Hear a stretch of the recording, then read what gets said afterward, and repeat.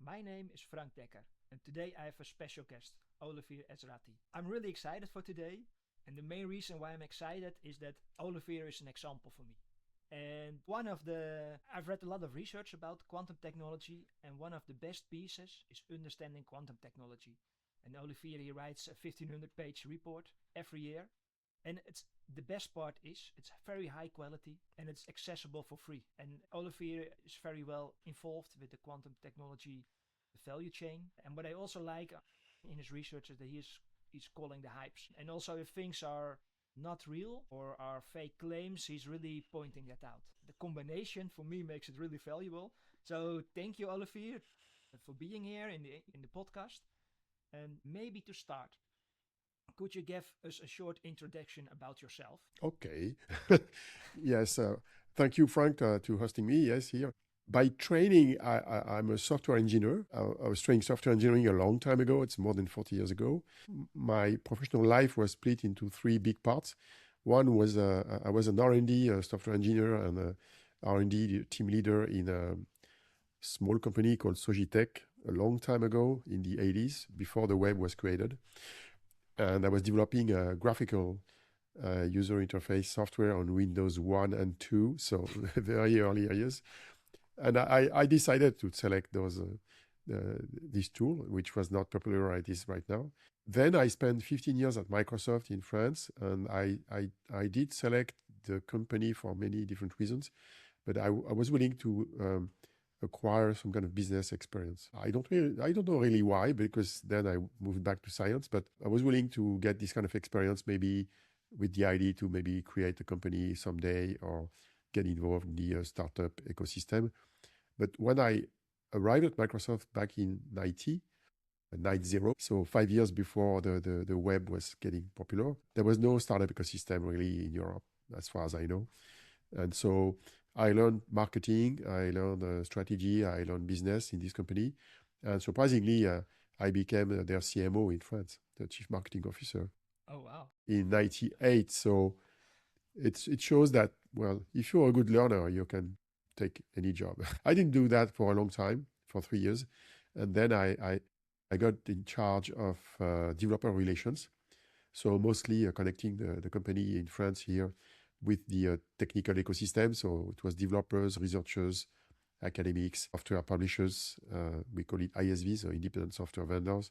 And so we developed in 2001 the first, I would say, developer community using web tools that then became very popular. And I left the company in 2005, so 21 years ago, and with the idea of not just helping an American company get established in Europe, but help the local ecosystem. And so I became a mix of business angel, helping small companies, startups in the digital domain only. And I also was willing to learn new fields, new technical fields, new domains. My first endeavor was with the digital television domain. I was dreaming about that. I was dreaming about video technology. So I became a consultant and a techno screener in that field for about 7-8 years.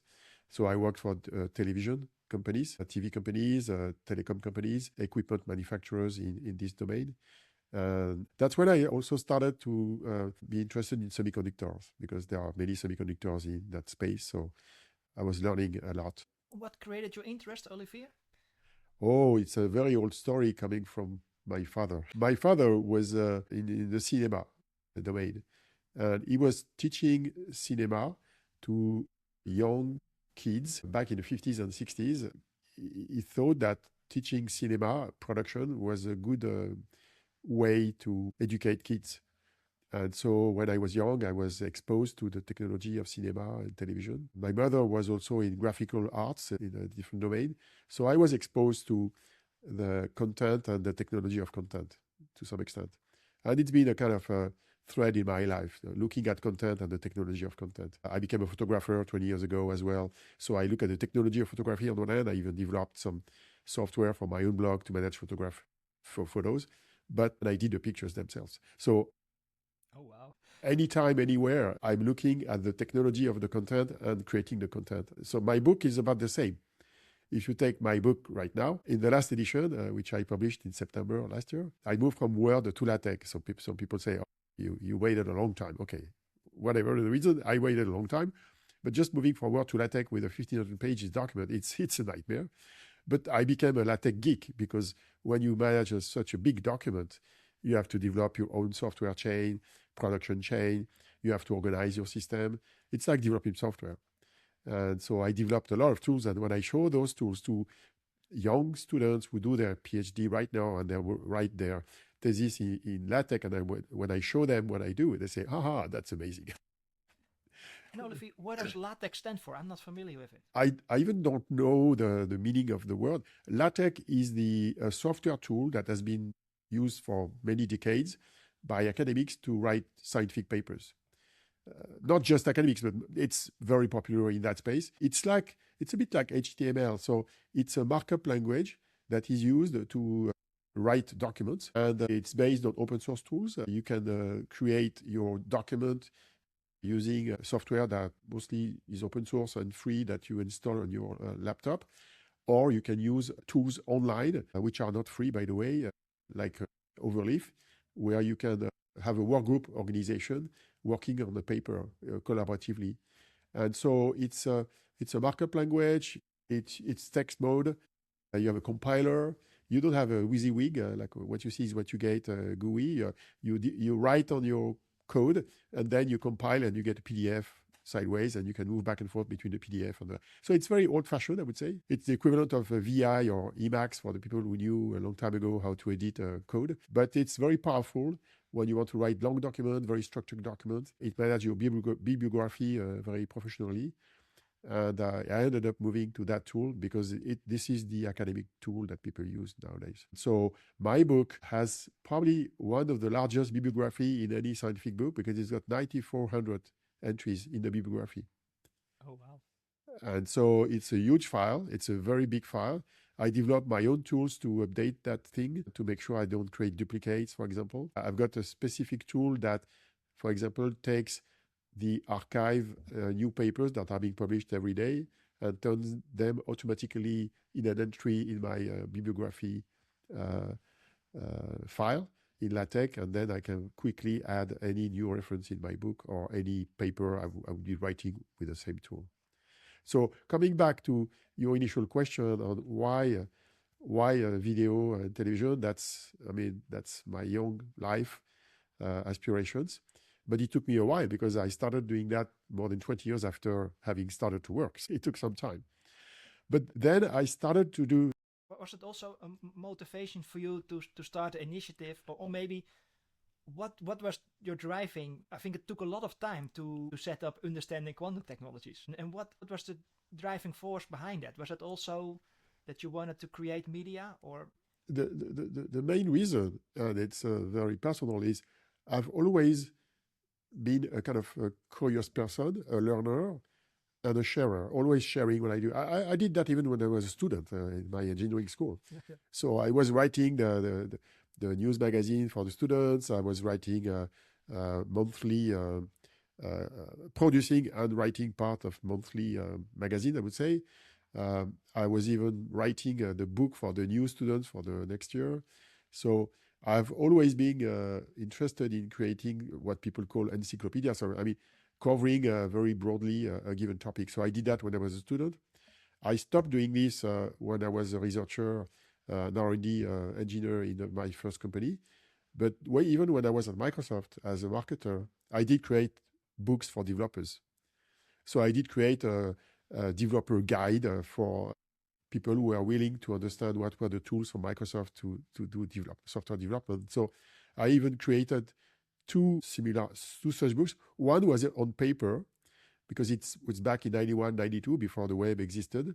Then I put that in a floppy disk, in a 3.5-inch floppy disk, using a tool from Microsoft, which is a hypertext editing tool. So I squeezed like a small website on the floppy disk before the web existed. And then when the web started in 95, it became a website. But so I was innovating on the content and the support of the content. I was a marketer then. And then when I became a freelance in 2005, I started to publish 3 books in parallel. So that was crazy. One was a book I called the Startup Guide. It was very close to what you do. So it was a book to help young entrepreneurs to create their startup.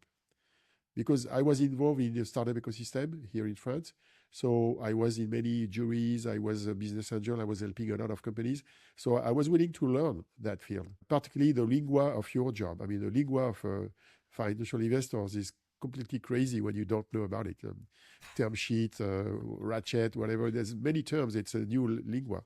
So I was learning the lingua. I was teaching the strategy of innovation in a school in France. The guy who was asking me to teach, I called him once. I say, isn't there any book which explains this investor's lingua somewhere? Because I'm lost. And he says, no, you can create it. And this is something you should never say to me because I do it. So I did the book. Initially, it was only 64 pages, I think, 65 pages in 2006. And it became a 500 plus pages book on entrepreneurship. Wow. And it was very popular in France. The last time I updated the book was in 2019. It's about the time when I started on Quantum. And the book was downloaded 600,000 times in France. It was a French book in French language. And So it was very popular. translated to English? No, it was never translated. No, I don't think so. So I published it for free, as every book I've been publishing since 2026. And it was very popular because it was describing, on one part, how do you create a company with all financial, HR, IP, product, management, everything. I mean, all the aspects of creating a company. So that's very intemporal, I would say. And the second part was about the ecosystem itself. So how investors are working, how are they paid? What's the difference between a business angel, love money, rounds of investment, all this stuff? What's an accelerator, an incubator, and so on. So it was more about the ecosystem. So I updated the book for about 23 times between 2006 and 2019. And I stopped 7 years ago updating the book, and it pissed off a lot of people, but that's the way it is. You have to switch. And then simultaneously, I started another book, which I published every year in January, which was a report on the consumer electronic domain. And the tagline was a report on the CES from Las Vegas, a big trade show where I was going. I went there 15 times. Every January, I published a very thick book, always free, describing all the news from the tech sector. It was very original in format, as similarly to the book on quantum. So it was both technical, business, looking at semiconductor components, and it was giving a very broad view on the domain, and people loved it. And so I made a living out of that. I made many conferences, paid conferences, speaking ups with many, many different customers. And I've done that for 15 years as well. And then later, I did that for different topics. I did that on astrophysics once. I did that on genomics once also. And I did that more seriously on AI. So on AI, I started in 2015 and I stopped in 2021. So same story, discovering a new field where there's some kind of mystery, technology mystery. I was willing to understand, how do you recognize a cat? It was my quest. How those neural networks, the so-called CNN, convolutional neural networks, how do they recognize a cat? How they can figure out the many faces in a picture and so on. So I was willing to discover the unknown, a kind of technology mystery. And so I wrote that book. I updated about 4 times. It was also very popular, but it was only in French. And so the story of my book on quantum my life in quantum is a totally crazy story. So the route is the same. So a new mystery, a new scientific domain where nobody knows about it, a few people understand it. And I was saying, when I'm getting older, I will understand how this works. That was the story. So, but I decided to go into that field in 2016, exactly 10 years ago. Oh, wow. But it took me 2 years to plan for that, because every year I was doing those 3 books that I was updating. And I said, I'm going to have a 4th one on quantum on top of the 3 others. And I was wondering how to do that. And there was it's going to be long because the story is complicated. Yeah, take your time. Yeah. The story is the following. When I was involved in the ecosystem of entrepreneurship, I used to attend a very large event happening in Paris called Le Web. It was organized by a guy named Loïc, I forgot his name, Loïc Lemer. He's based in the Silicon Valley. He's a very famous French guy in the tech ecosystem. And he lived in the Silicon Valley, and he was willing to create a kind of bridge between the Silicon Valley and Europe. And so he created that event in 2006, maybe 2004, 2004, 6.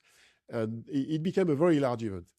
It was attracting several thousand people in the Paris region from all over the world, mostly startup entrepreneurs. And then in 2012, he created something that I really liked. He invited scientists in that event. Because usually in that event, you have people who tout their new business model, the Web 2.0, e-commerce. I mean, I would say boring stuff on the web, on the internet. And mobility, which became popular back in 2010. And so it was boring. And just in 2012, he invited one guy from the JPL, from NASA in the US. And that guy explained in probably 1 hour, I think, how they developed the software that was on the Curiosity rover on Mars. Oh, wow. And I say, wow, this is amazing, because it was probably the best talk of the whole event. And I say, I want to do that. I want to be a guy who explains science in those settings, in those digital events. And so I started that exactly in 2014. Not in Paris, in a small city called Nantes, in the west part of France. And I happened to be delivering talks in that event called Web Today, which doesn't exist anymore, by the way. And I started in 2014 with one hour presentation on semiconductor manufacturing, because I had the chance to visit a couple fabs in France. So I discovered that field. I discovered the machinery, the technology, CMOS, or even 3-5 specific components, which are very important in the quantum field, by the way. And so, thanks to a couple of friends and a couple of people who knew about my passion for discovering new fields, I visited fabs, and then I did that event. 1 hour. It's probably one of my most popular video, because it's been downloaded or viewed on YouTube more than 100,000 times, which is a lot for a very narrow technical field. And then I did that on DNA sequencing, another field. Oh, wow. And then I did that on astrophysics, and so on. And so I said, okay, in 2018, I'm going to do that on quantum technologies. Just one after the other, you see. And so I decided that in 2016. And in 2017, I asked a friend, her name is Fanny Bouton, and she was back then a journalist, a tech journalist. And I knew her because we visited some tech shows like CEATEC in Tokyo, or CES in Las Vegas. And I knew her passion for technology, AI, robotics, and stuff like that. And so I proposed her to jointly prepare that event. And it was a very good idea to propose her to do that thing, because she brought a way of doing things that I didn't adopt yet. She said, usually when you prepare your event, you look at content, but you don't go see the people. You should go see the people. So I said, okay, we're going to do that. So, and she was like doing interviews. I'm not a journalist, so I don't have the habits of a journalist. So, and she said, we should go. And so I asked a couple of people, and the story is really amazing. So I asked a couple of people, who should I meet in this world? And I had a friend who was inviting me to talk about CES and the Consumer Electronics Show. And I asked the question, and he said, you should go and meet Alain Aspect. And my response was, who is Alain Aspect? I had no idea who he was.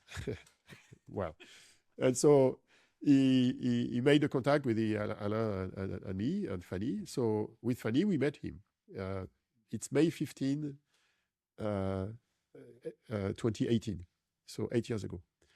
And we had a very good discussion on entanglement, because he later, 4 years later, he got the Nobel laureate in physics for his experiment from 1982.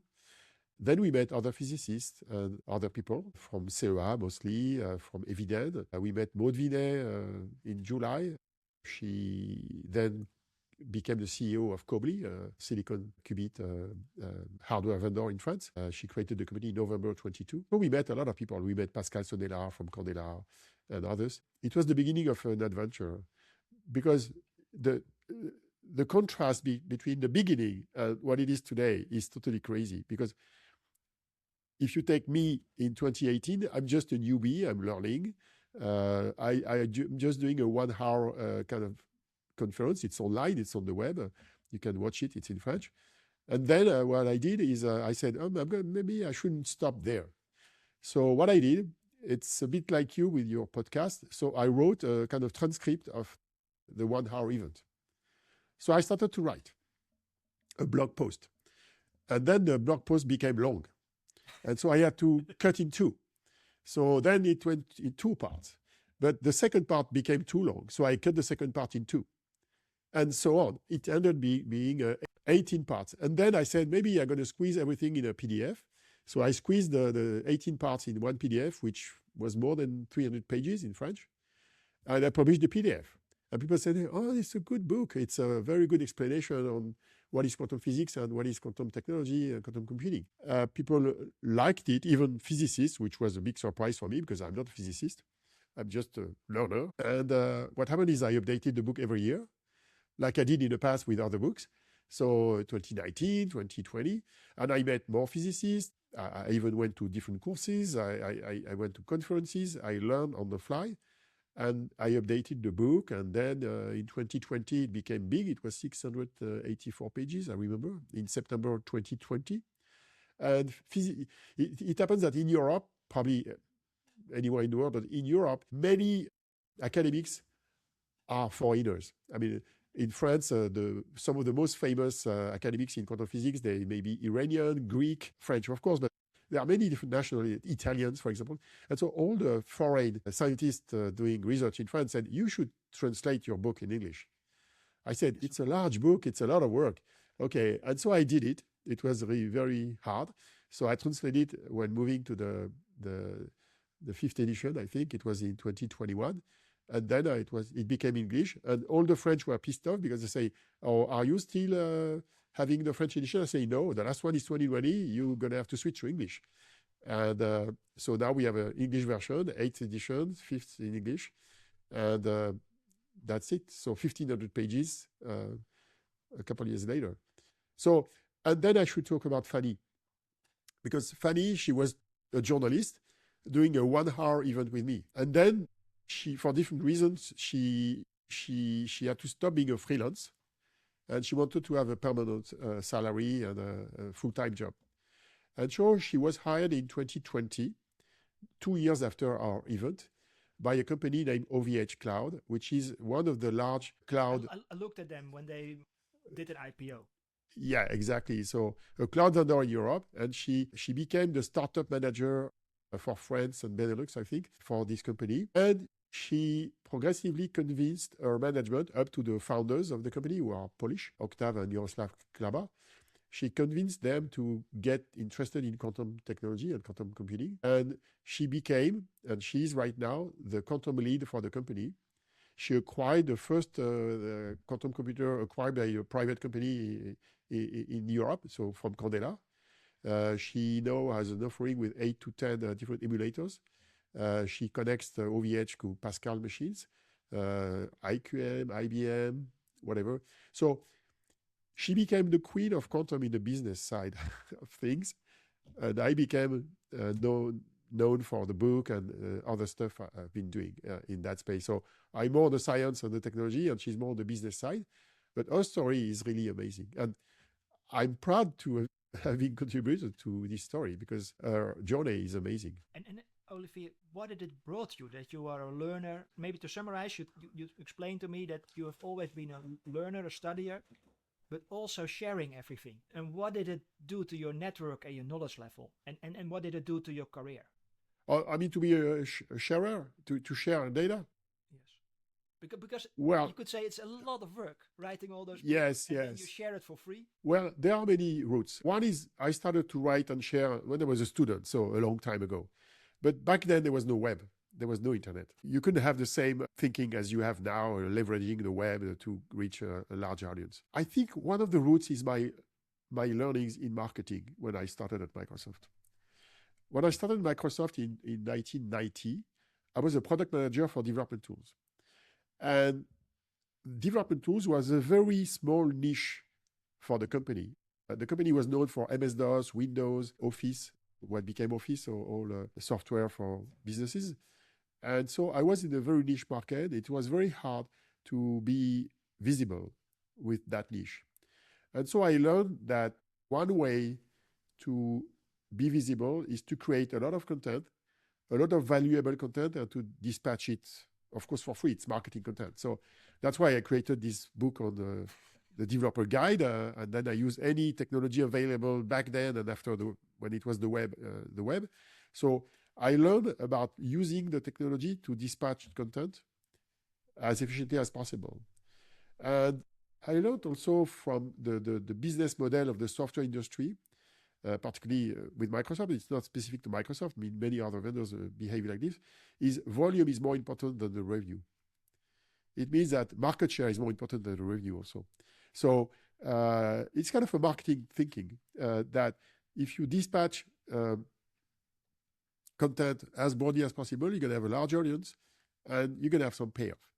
So then what I did, when I became a freelance kind of consultant, beginning, I don't use anymore the word consultant. I'm more academic now in quantum physics and quantum technologies. But when you are freelance, how can you leverage any tool to get visible and to get new customers? So you have, I would say, two options. One option is to do it the old-fashioned way with the Rolodex, the Rolodex method. So you go in events, you do some networking, you print your business card and you give business card to people and you try to convince people to buy your service, if you can package your service, whatever. That's one way, I would say the old-fashioned way. And I decided to use another way, which is from the return on investment much better.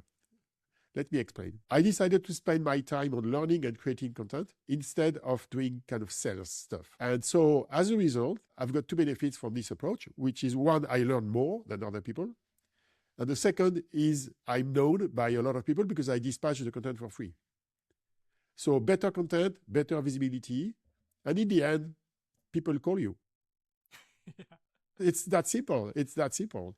And there's something else that I explain in the book, and I've been explaining that for a long time, is there is another dynamic, which is if you have a long read, like this book, you have two different kind of audiences. One is the people who have a lot of time and they don't have the money, like the students. But these guys will become higher ups in the food chain later when they become whatever investor or white collars anywhere, or researchers or whatever.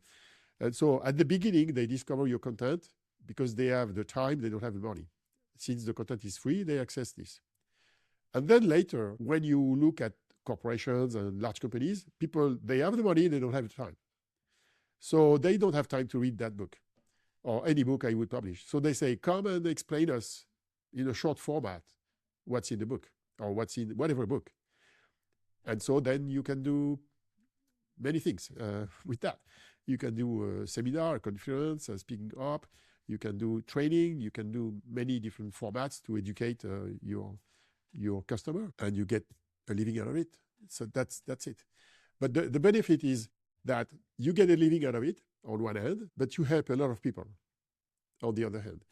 So it's a win-win. It's a win-win approach. But the only thing is, in a given domain, there's no space for having 30 people doing the same stuff. And hopefully, the market is structured in a certain way that there are not enough crazy people like me doing this kind of stuff.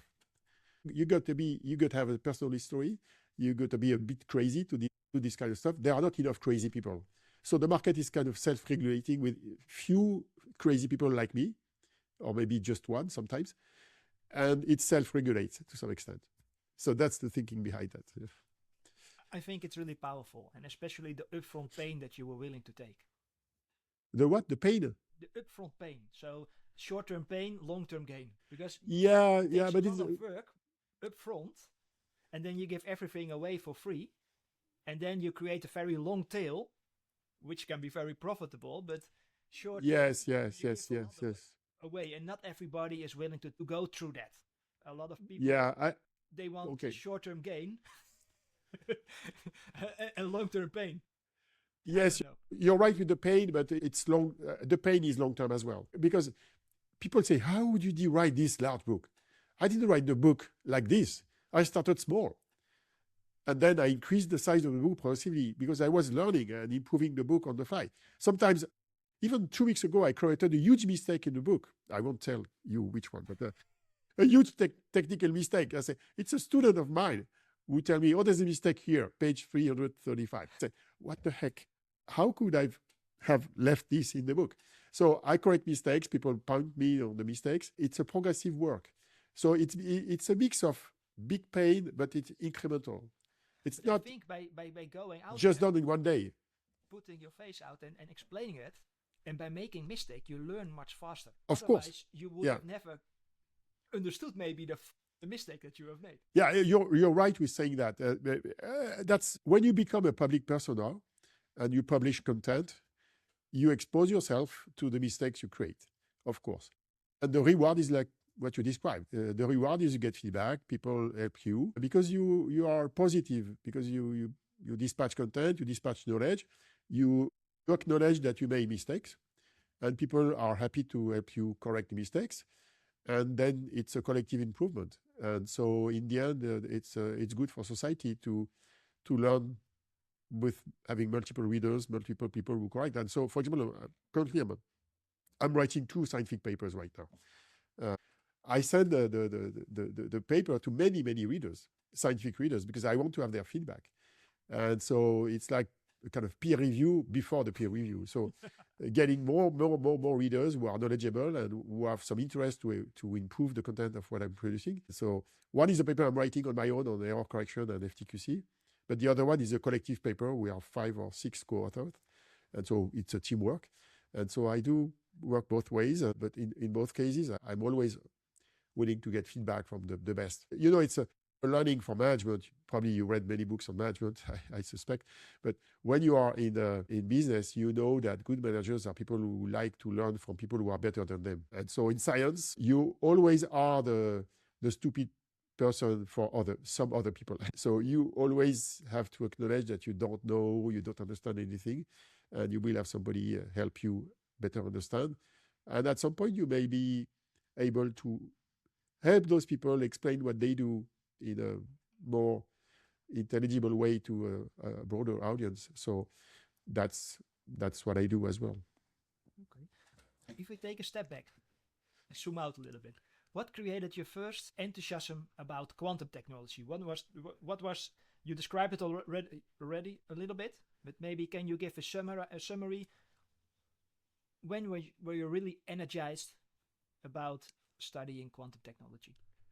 Well, there are 2 things: interest and energized. I look energized whatever I do, so it's a kind of part of the persona. So it's mostly interest. And well, it started in 2015. I was exposed, I forgot whatever the way, but I was exposed to the communication from D-Wave and Google and NASA on their first experiment of a D-Wave quantum annealer. And they were saying that they had some kind of software which was 100 million times faster than a laptop. I said, wow. And so, but there was not just the wow. I look at the papers in various forms which were explaining that. And my thought was that it was, one, not well explained how it worked. And I guess that the people who wrote about it didn't understand what they wrote. Oh, wow. Particularly journalists or whoever, because it was quantum annealing. Quantum annealing is even more difficult to explain than regular gate-based quantum computing. So we read the papers and they were explaining that it was doing some computing. They even didn't explain what data was getting in the system and what data was getting out. And as a computer scientist, that's the first question I have: in, out. What's the problem? What's the data? What's the output? And if you have no explanation on that, on the paper describing a new computing technology, it means that you don't understand what's happening in the system. And so I said, when I'm getting grown up, I will learn that and I will explain it. So it was more a kind of reaction to something that's difficult to understand, that people don't explain well, and where I said, oh, maybe I will learn, and maybe I will be able to explain that at some point. So it was more a disagreement, I would say. For me, I was disagreed to see that people didn't explain well a new technology. When on AI, it's easier. AI, we talk about recognizing a cat. We can see it, we can test that. We know what's a picture, we know what's a camera, we know what's the output, labeling an image. Okay, it's fine. But in the case of quantum computing, particularly with D-Wave, the explanation was so bad that I was willing to understand that. And so then it expanded. The field of quantum physics and quantum technology is so broad that you always learn something, you're never bored. There's always some part of mystery. If somebody can explain me entanglement and particularly correlations in entanglement measurement, I'm happy because I've been working with Alain Aspect. I'm even co-authoring some papers with Philippe Grangier, who's the first PhD of Alain Aspect and who happens to be highly invested in the so-called quantum foundations, which is the philosophy of quantum physics and understanding what's the reality behind quantum physics. And so I've been spending, how many hours on working on that? And we still don't have a clear explanation on what's happening really in the real world. But still, I'm a realist. So I don't believe in multi-worlds like the Everett interpretation. I believe there's only one reality at some point, but still we don't explain everything, particularly on the wave-particle duality or the correlations of measurement and non-locality. This is some part of mystery here, but I like it because when in a given technology there's no mystery, you lose interest. If you can explain everything, it's not interesting. So it's always, my passion comes from understanding understanding the complexity. So for example, right now I'm working on this paper on error correction. Error correction is a computer science nightmare. The way it's being designed, the creativity of the people designing error correction codes and so is so amazing that you have to spend hours and hours and hours trying to understand how it works and getting into the details. And even without becoming a specialist, just with being a computer science specialist who wants to understand how it works, what are the technology challenges to make it work at scale. This is where the passion comes from, understanding complexity. Let's park the quantum error correction a little bit. What I want to learn from you is, what do you want to achieve for the coming 5 years? Well, there are things I can't tell, which are personal, I would say. Yeah, I want to learn more. I want to share more. I want to explain more stuff. I want to succeed in some specific areas. One is the Quantum Energy Initiative we're going to talk about because I launched this initiative 4 years ago, which is very important. Another one is improving teaching of quantum physics and quantum technologies. I'm teaching a lot. So I spend, it's not that much, but I teach about 60 hours per year in 3 different schools, universities. And I want to improve that craftsmanship, saying, how do you teach this complex field? Another goal I have... Olivier, sorry to interrupt you. Last week I interviewed Evert van Nieuwenburg. And what was really interesting, he is fascinated about gaming. So he created tic-tac-toe. Oh, yeah. He wanted to do quantum computing. I heard about this one. Gaming. Yeah. So that might also help. His main motivation is he wants to make it easier for everybody to use, and potentially he wants to become the next deep mind of quantum technology. Yeah, but let's Makes see sense. what comes out. But on teaching and broadening the use of thought, that was a fascinating concept. But sorry, please continue. Yeah, and there's another one which is I want to be able to contribute to developing the European ecosystem. So as part of this, I'm working with the EU Commission. I was in Brussels earlier this week, so for a meeting on FTQC. So I'm trying to find ways to help, of course, the French ecosystem because I'm based in France, but with a European view. Because I believe that we have good technology, good science, good academics in Europe, but of course we don't have the same capital and it's more complicated to create companies. So I'm trying to find ways to influence governments and policymakers and others to kind of optimize the chance of success of Europe versus the US. It's a big challenge. It's always been a challenge in any tech domain. But I believe there are some options to select, and some avenue would help the European ecosystem to succeed more than if we don't do anything. And I had the same feeling. Why is it important for you? Why do you like to have impact? There's no clear explanation. Just willing to have an impact. It's when you see potential, when you see people, when you see all the money that's being poured in by governments in quantum physics and quantum technology, you say, well, we better get some results because it's our tax money. So let's make sure we get our get some money out of it. It's also a belief that I've been exposed in this world with many academics. I met many academics in that world, so their salary comes from our taxes, from the public sector. And I believe that fundamental research is important. We need fundamental research in whatever field, it's healthcare or whatever. But we need fundamental research, but we don't have fundamental research if you don't have an economy and if you don't have an industry. So there's a kind of chicken and egg thing to fix. If we want to have a successful academic research in Europe, we need to have a successful industry. And so a successful industry is leveraging some of the stuff that comes out of academic research. And we call it startups nowadays. And if we don't succeed in startups, we will not succeed in funding the academic research.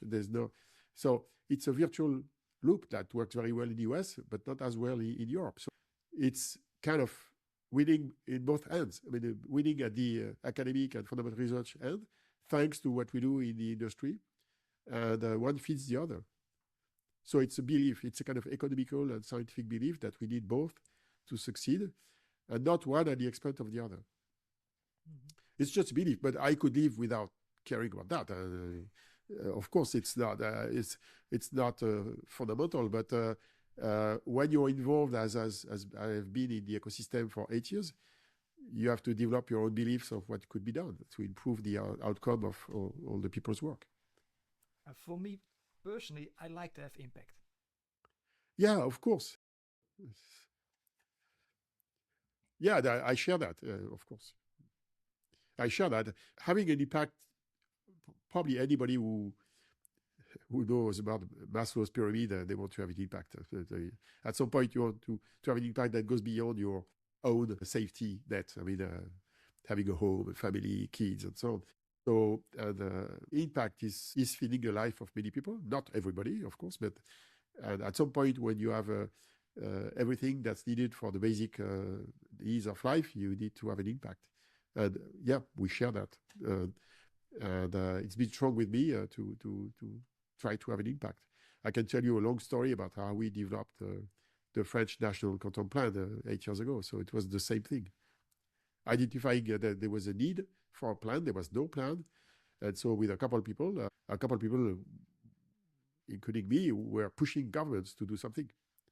And in the end, it's always about initiative. So people have an initiative, people talk about what they think should be done, and it happens.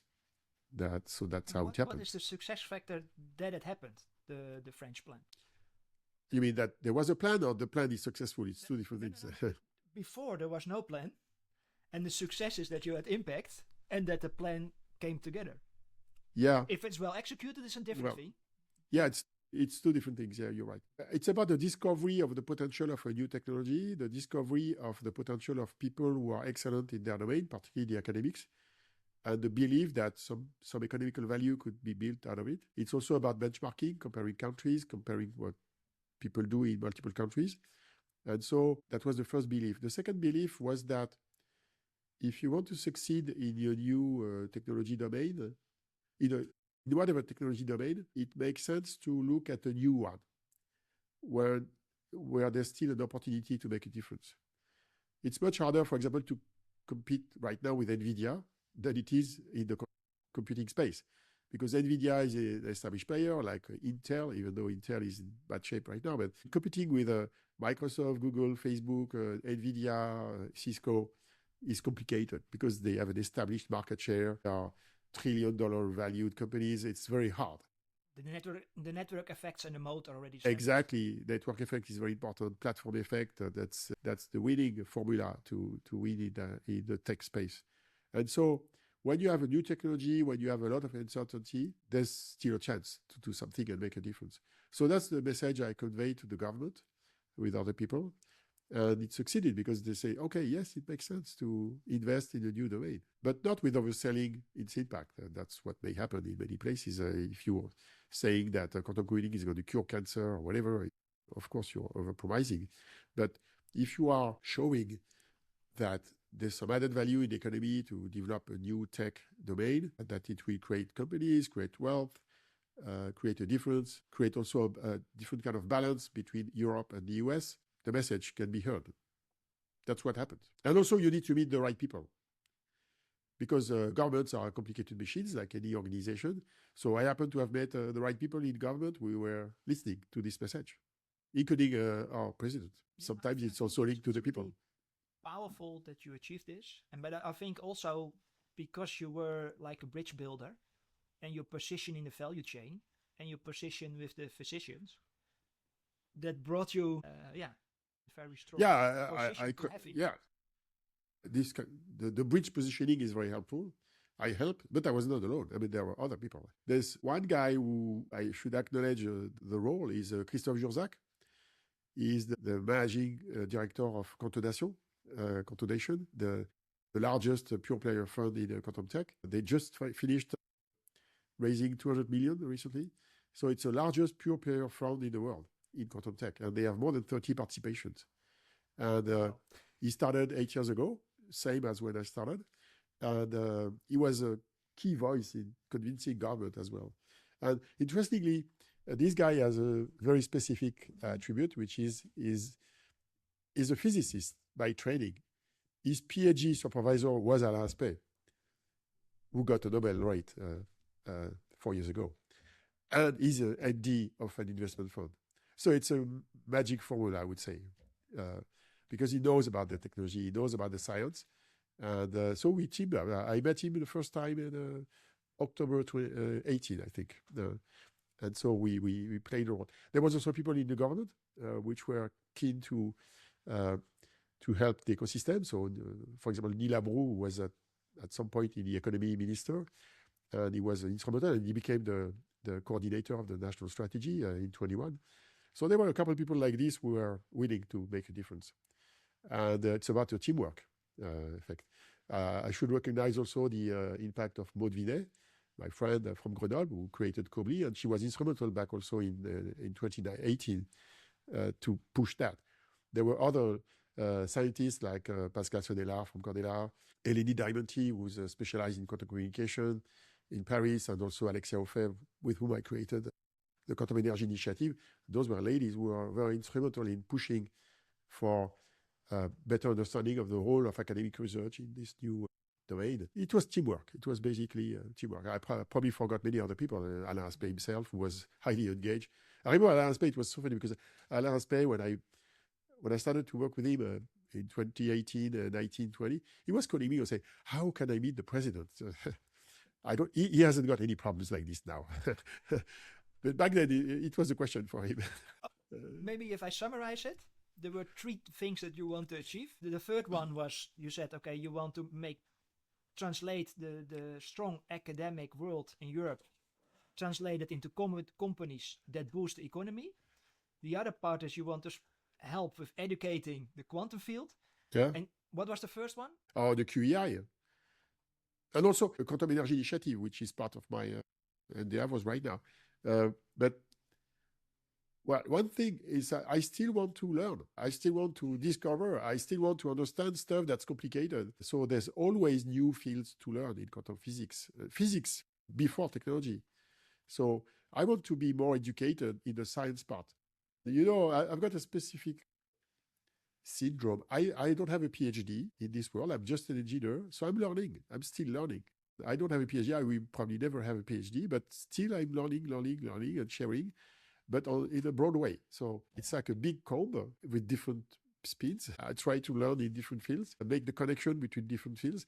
For example, one very challenging aspect of quantum computing is I believe that you are knowledgeable enough in that field if you know as well software and hardware and physics. I don't believe in being just a software person there. You need to understand the physics of the hardware.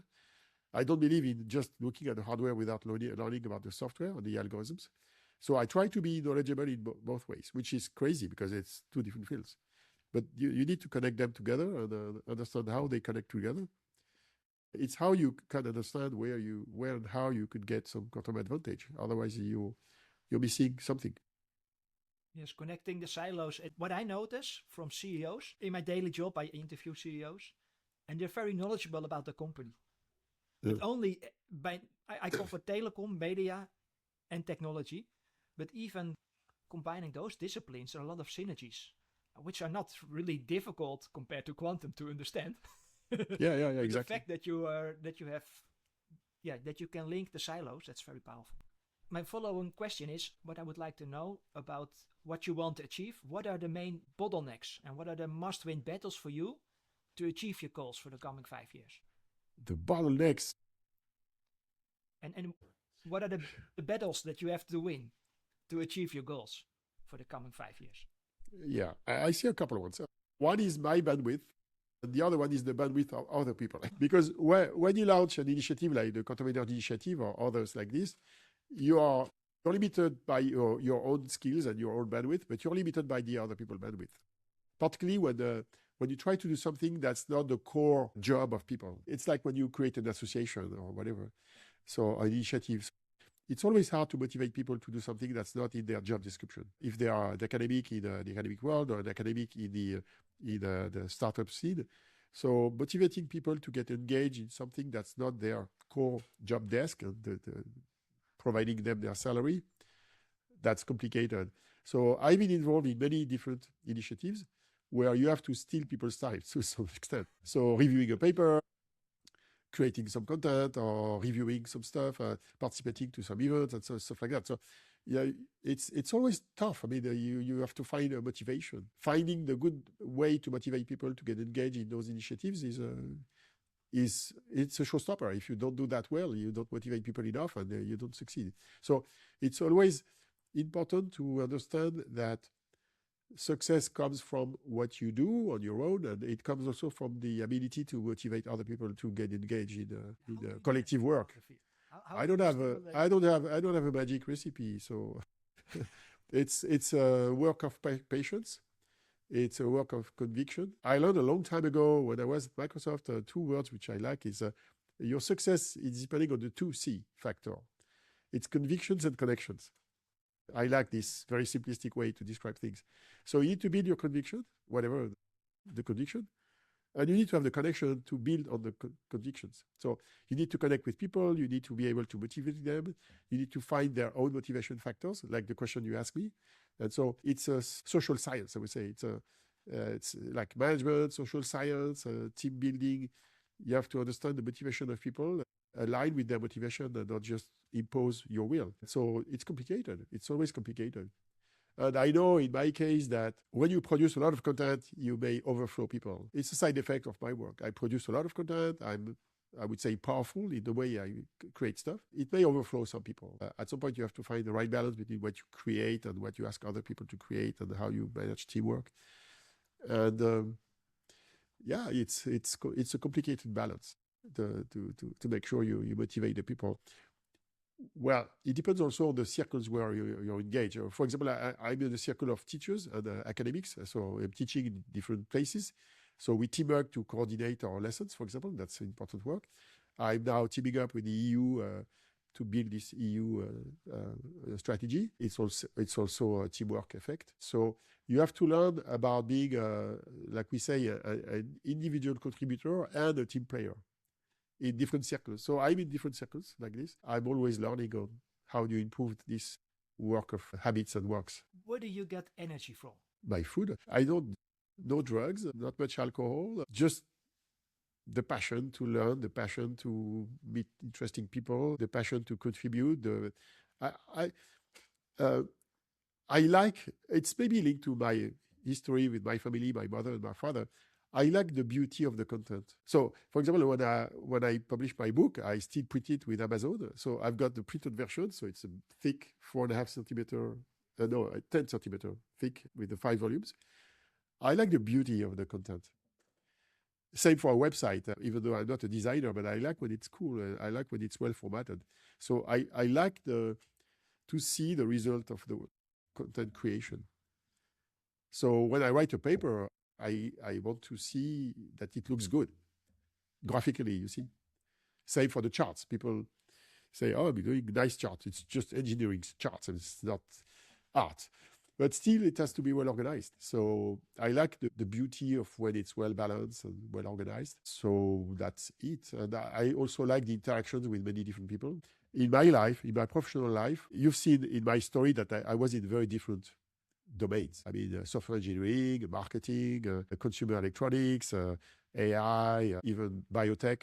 So I was in very different circles. The most recent personal experience in quantum tech is the one where I met the largest number of scientists in my life, the brightest people, the most diverse people, because I've got an international activity nowadays.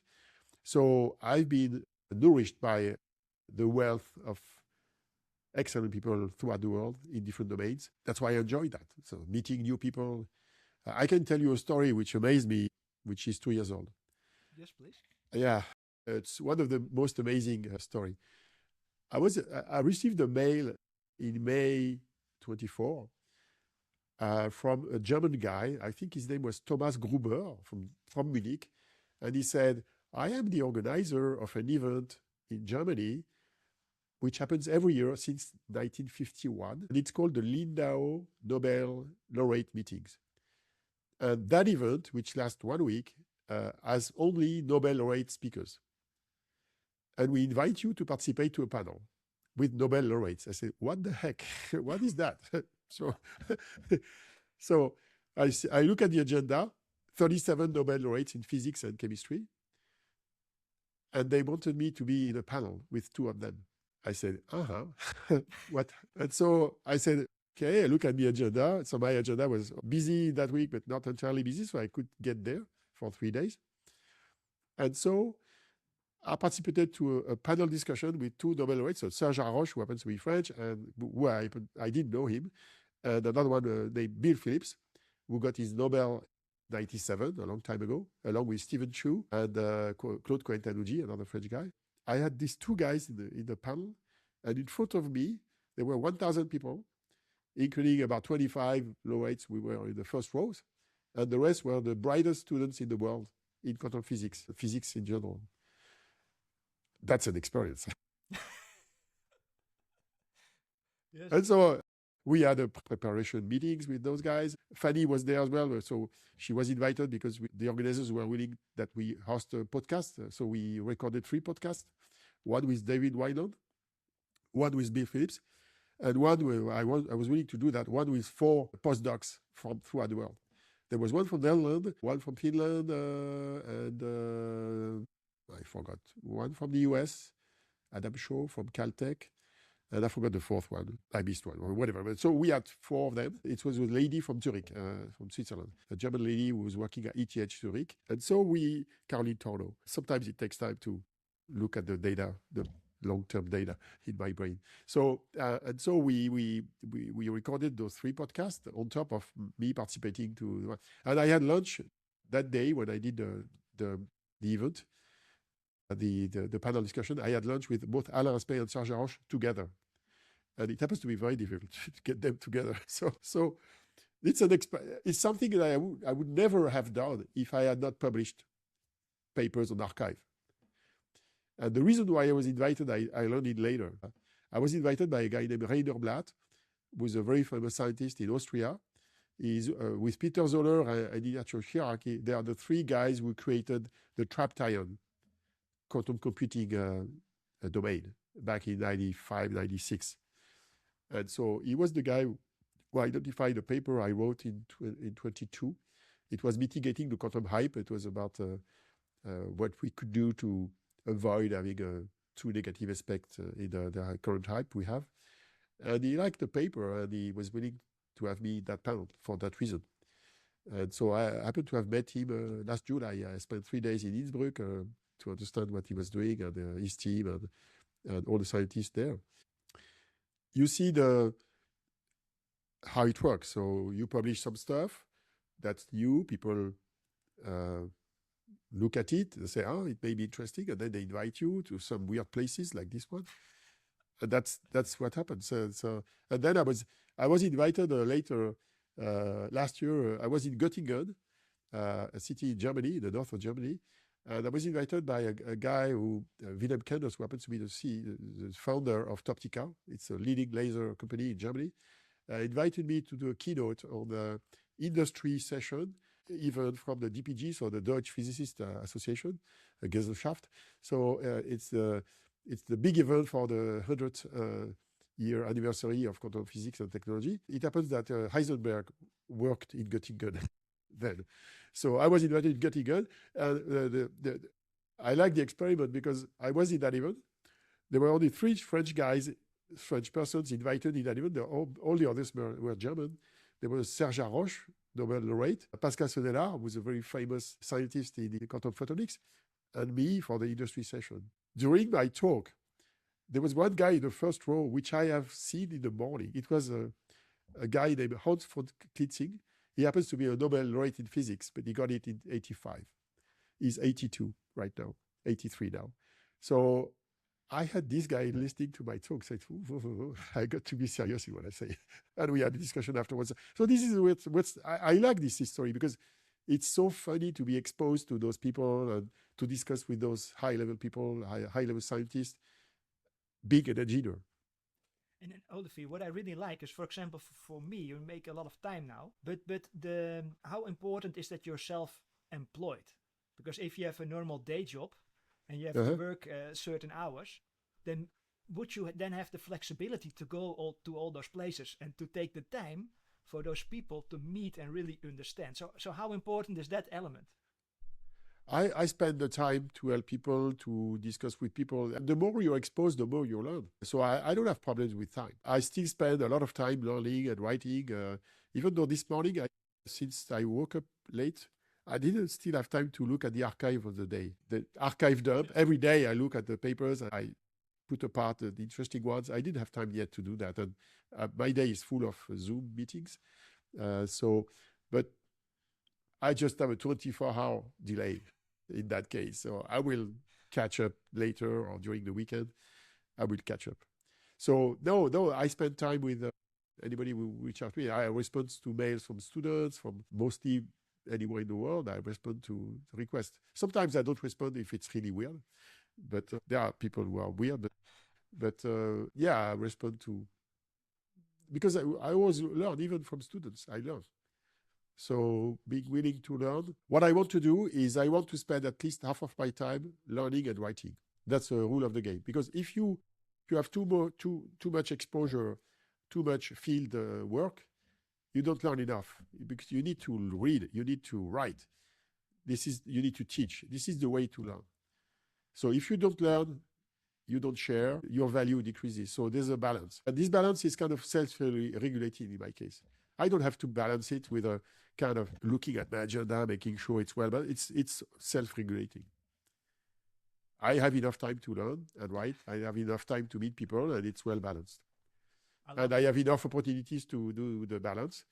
But if I had too much opportunities, it wouldn't work, because I would have enough time to learn and to write. One thing that I wonder is, how big is your team?